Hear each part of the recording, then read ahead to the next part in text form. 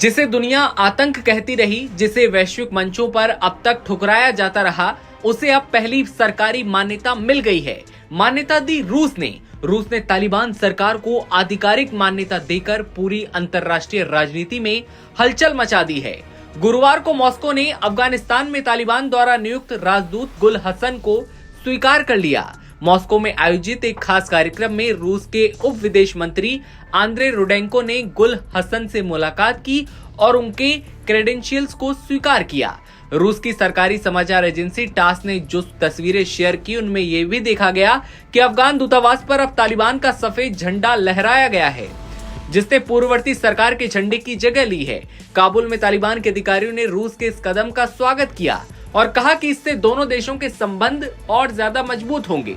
रूसी विदेश मंत्रालय ने एक बयान में कहा, हमारा मानना है कि अफगानिस्तान के इस्लामिक अमीरात की सरकार को आधिकारिक मान्यता देने से अलग अलग इलाकों में हमारे देशों के बीच उत्पादक द्विपक्षीय सहयोग के विकास को गति मिलेगी।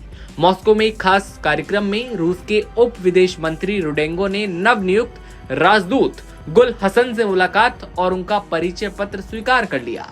अफगानिस्तान के विदेश मंत्री आमिर खान मुताकी ने अफगानिस्तान में रूस के राजदूत दिमित्री झिरनोव के साथ काबुल में बैठक की। एक्स पर बैठक का वीडियो भी पोस्ट किया गया। मुताकी ने कहा कि ये साहसी निर्णय दूसरों के लिए उदाहरण होगा।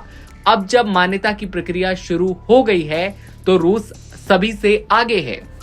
मुताकी ने कहा कि ये हमारे संबंधों के इतिहास में एक बड़ा मील का पत्थर है। गौरतलब रहे कि अगस्त 2021 जब तालिबान के सत्ता में आने के बाद भी रूस ने काबुल में अपने दूतावास को खुला रखा और तालिबान नेतृत्व के साथ साथ संपर्क में रहा।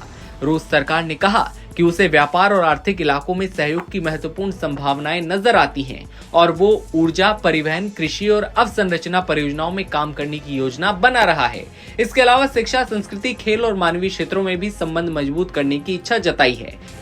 बता दें कि अब तक दुनिया के किसी भी देश ने तालिबान सरकार को आधिकारिक मान्यता नहीं दी थी। ज्यादातर देश इस बात का इंतजार कर रहे हैं कि तालिबान अंतर्राष्ट्रीय मानक, विशेषकर मानवाधिकारों के मामलों में अपनी प्रतिबद्धता दिखाए। हालांकि रूस ने तालिबान को मान्यता दे दी है, लेकिन तालिबान अब भी वैश्विक दबाव पर बना हुआ है कि वो अपने मानवाधिकार रिकॉर्ड में सुधार करे। रूस का ये कदम सिर्फ एक राजनीतिक फैसला नहीं, बल्कि एक साफ संदेश है। मध्य एशिया में रूस अपनी पकड़ और प्रभाव बढ़ाना चाहता है। ऐसे में इस खबर को लेकर आप क्या सोच रहे हैं, कमेंट सेक्शन में बताइएगा। और देश दुनिया की तमाम खबरें सबसे पहले देखते रहने के लिए आप बने रहिए नवभारत टाइम्स के साथ।